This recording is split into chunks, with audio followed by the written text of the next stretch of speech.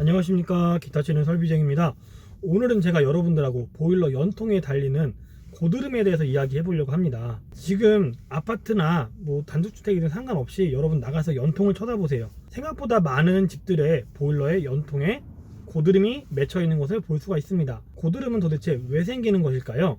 지금부터 저와 함께 알아보시겠습니다.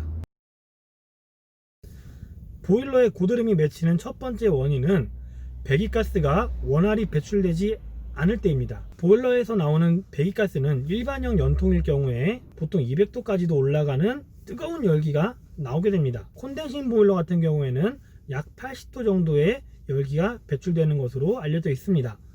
이 열기들이 자연스럽게 공기 중에 확산이 되면 아무 문제가 일어나지 않는데요, 머무르게 되는 그런 환경들에 의해서 주변 벽이라던가 또는 천장, 벽면 또는 우리 집 보일러 등의 결로처럼 맺히게 되면은 그것이 고드름으로 만들어지게 되는 경우입니다. 두 번째 경우, 연통의 각도 설정에 문제가 있을 수도 있습니다. 배기가스 자체가 나가면서 이중관으로 된 FF 연도 안에서는 소분들이 생기게 되는데 그게 배출이 안 된다거나 역으로 흐르게 되는 경우도 있지요.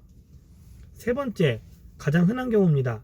날씨가 너무 추워서 그렇습니다. 배기가스가 원활히 배출되는 환경임에도 불구하고 너무 춥기 때문에 연통에서 나오는 배기가스 자체가 바로 액화되어서 연통 주변에 물이 맺히게 되고 그게 방울방울 우리 집 연통에 맺힌 게 떨어지면서 밑에 집 연통에 쌓이게 되는 경우입니다.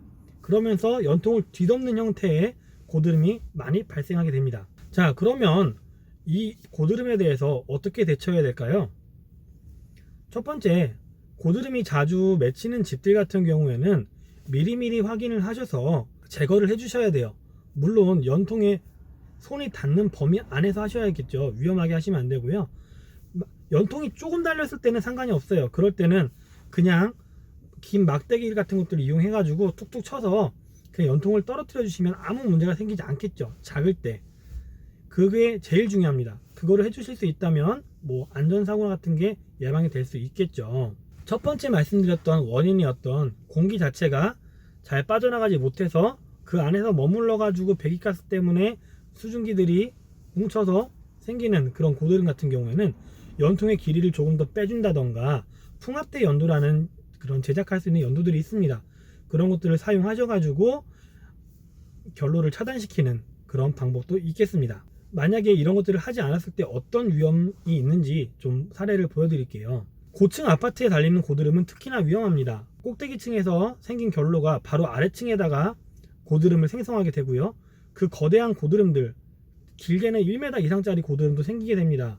그런 고드름이 날이 풀리면서 떨어지면서 밑에 집의 연통을 타격하게 됩니다.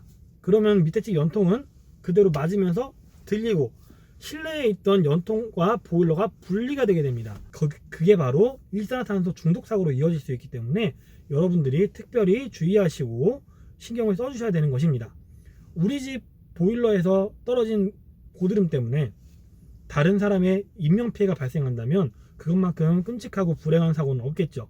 또한 이것이 어떤 소비자의 사용 잘못이라던가 설치자의 잘못도 아니고 자연 현상 때문에 일어나는 원인이라면 더욱더 복잡한 관계가 될 것이라고 생각됩니다.